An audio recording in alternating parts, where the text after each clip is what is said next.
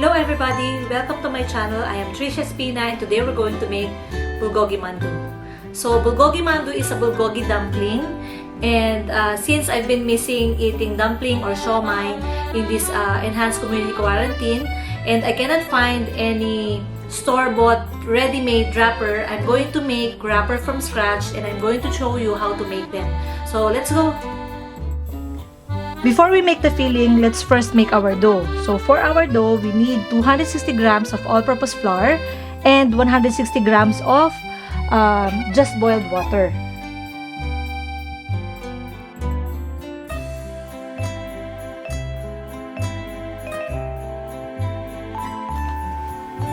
So try by pressing little by little so that the flour will stick to the wet dough. Again, this is hot, okay? So be careful. So you need to knead this dough for approximately around 5 to 7 minutes.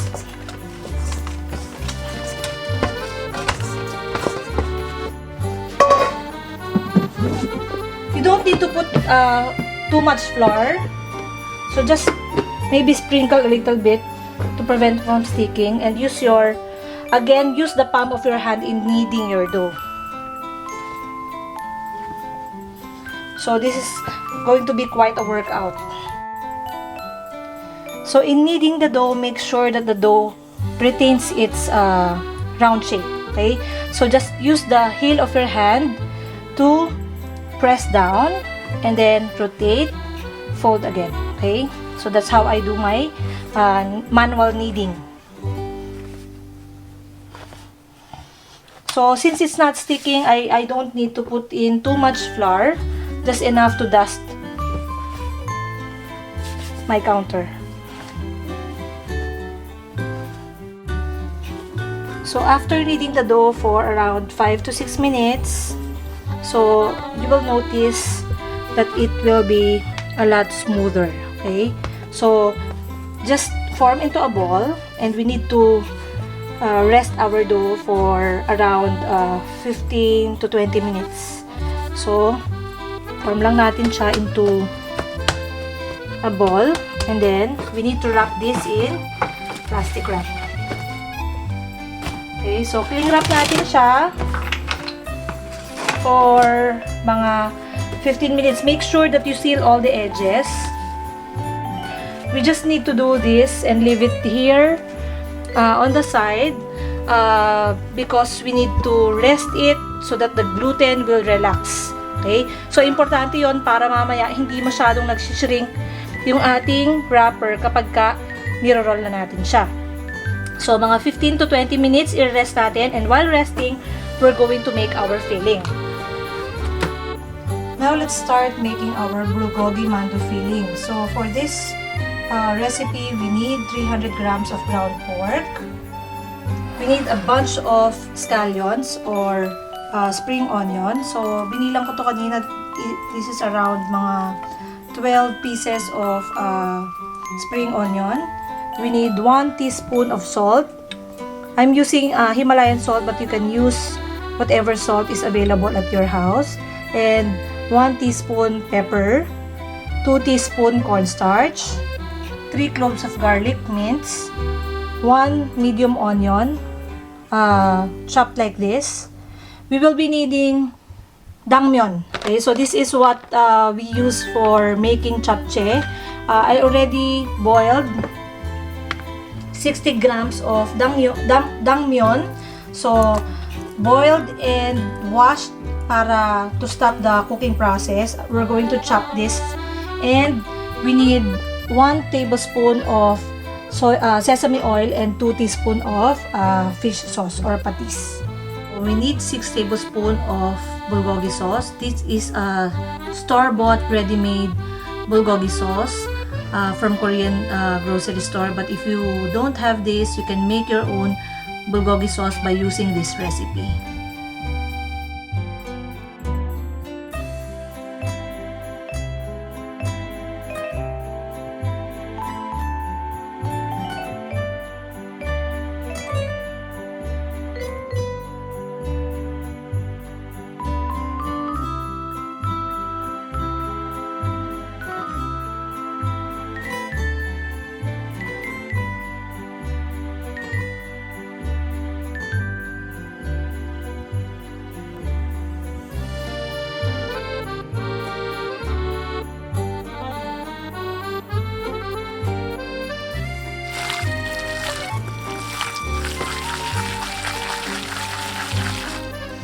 So, use this, mix this like this until all the ingredients sticks together.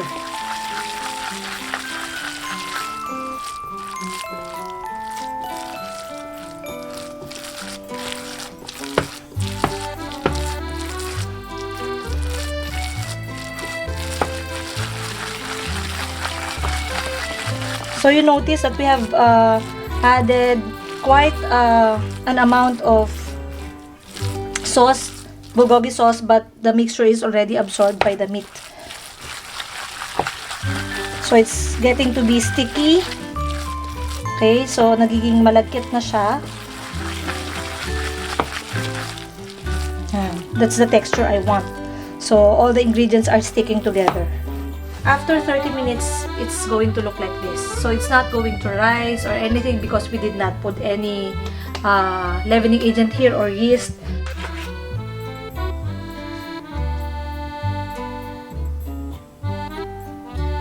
So I'm using 17 since I'm going to trim off the excess anyway. So to make it faster. 15. Okay, so after cutting all the dough, make sure that the remaining dough that you haven't used yet is covered inside the cling wrap or the plastic wrap.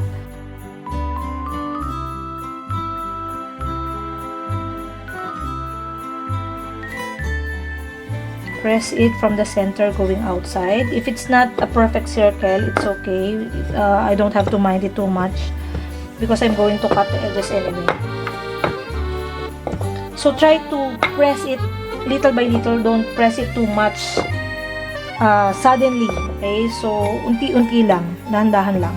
And then press it so it's going to be thin. Okay? Make it as thin as you can. Kasi uurong pa yan mamaya. Magsishrink yan pag pinil natin.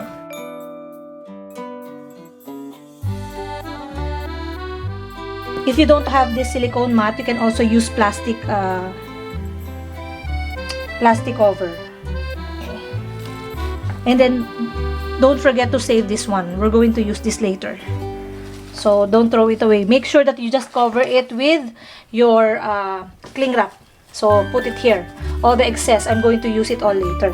So if you're going to use it manually, so you can see that when you cut it, just put a filling. You can use 1 tablespoon of filling inside. Make sure that all the noodles are sticking to the meat, because if it's sticking out like that, when you seal it, it's going to hamper you sealing your wrapper properly later on. So I don't want any noodles sticking out like that. I'm going to make sure that it sticks to our meat filling. And then since I'm using fresh wrappers, I don't need to use water anymore to seal the edges. Okay, so press it like that. So if you want to use fork to have decorations on the side, you can also do that.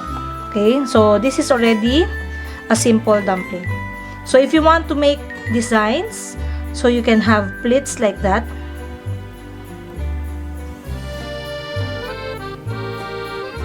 Just folding the sides like that to have a scalloped edge. Okay. Okay, so make sure that you press it. So that's your homemade dumpling without your pastry molder. Okay,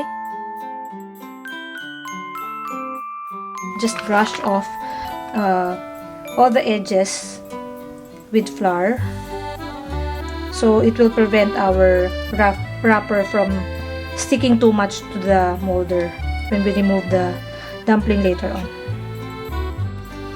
Okay, so I'm not going to cut it anymore like this one because I'm going to trim off the excess anyway. Again, before you do this, make sure that you put flour on your molder to prevent it from sticking from the molder. So press, and then if it is short like that, try to pull it a little bit while pressing slightly. Again, make the indentation so you have space for your filling. And then I'm going to put 1 tablespoon. This is 1 tablespoon. I'm going to use 1 tablespoon of the filling. Okay.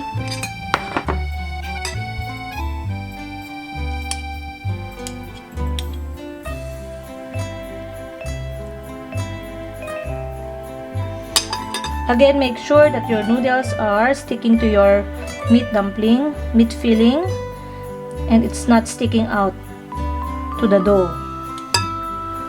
Okay. Again, press it gently and then seal. So, see, you don't need to cut it anymore because you're going to remove any excess dough. Again, reserve this dough because we're going to use every bit of it later on. Okay, so seal it by pressing here at the back part and then remove it gently. Okay, so here's our dumpling.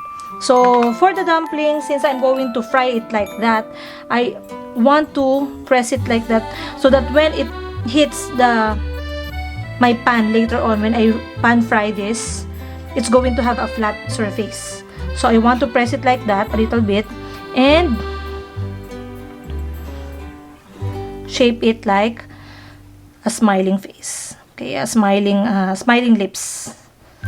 Okay, so here's my dumpling. Okay.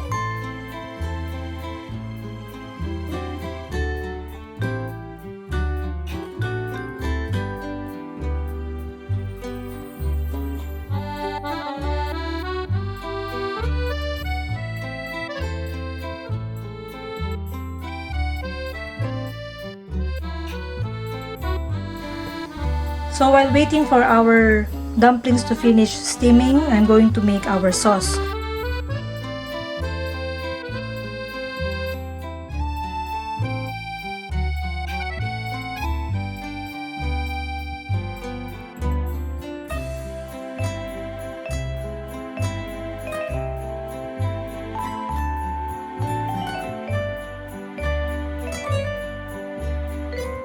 So let's see, after around, this is 6 minutes, our dumpling is completely dried of moisture.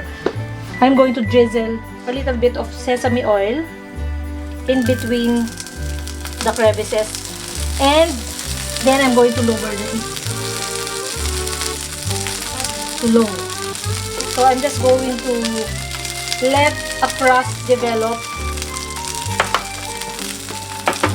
So that's going to be crispy at the bottom and then moist and plump on the middle and on the inside. So it's up to you how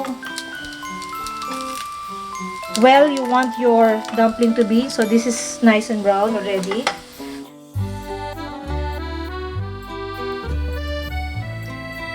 And now, the fun part. So, kakain na naman tayo. Tikman natin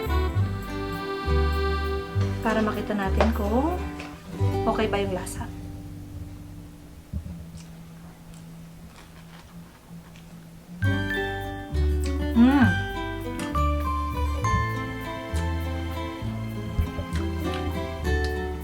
I can taste the bulgogi flavor of the pork that I used.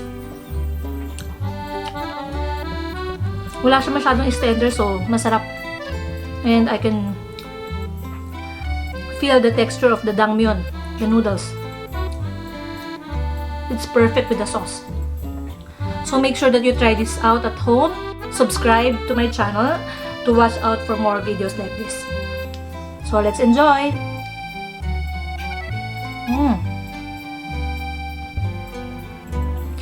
I can easily finish all of these 6 in one sitting.